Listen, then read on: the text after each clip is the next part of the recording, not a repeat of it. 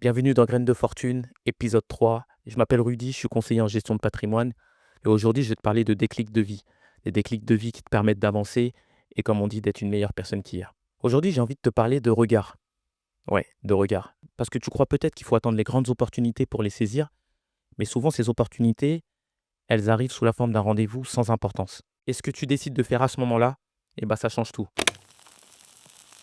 Laisse-moi te raconter une anecdote par rapport à ça. Je venais tout juste de prendre mon poste en conseiller de gestion de patrimoine et on me cale à rendez-vous. Un rendez-vous avec un client, 1 000 € d'épargne, un compte inactif, pas un client qui est dans la cible banque privée. Et puis, selon les dires des collègues, il avait un look qui sortait un peu du cadre. Bref, je me suis dit au début que c'était une blague, mais bon, on m'a appris un truc simple, respecte chaque personne comme si c'était une opportunité. Alors je le reçois avec le même sérieux que j'ai lorsque je fais mes entretiens.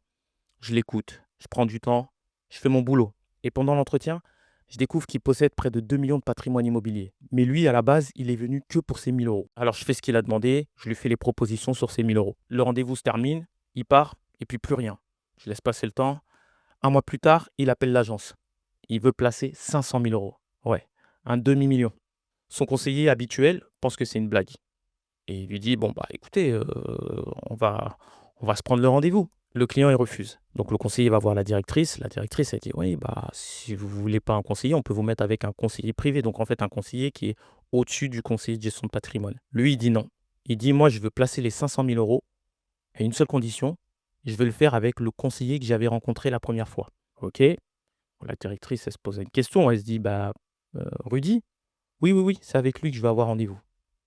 OK, on fixe le rendez-vous. Le rendez-vous se passe bien, on fait le placement et à la fin, voilà, il y a une question toujours qui me taraude. Je lui demande, je dis: «Bah, écoutez, monsieur, le rendez-vous s'est bien passé, mais heu, vous avez souhaité me voir exclusivement. Est-ce qu'il y a une raison?» Il me regarde et il me dit: «Vous m'avez respecté quand j'avais 1 000 €. Vous m'avez pris au sérieux et pour moi, quelqu'un qui respecte 1 000, il est capable de gérer 500 fois plus». Ah là, il m'a fait cogiter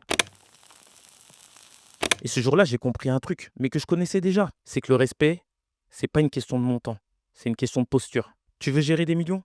Commence déjà par gérer les petites sommes avec sérieux. Tu veux avoir la confiance des gens?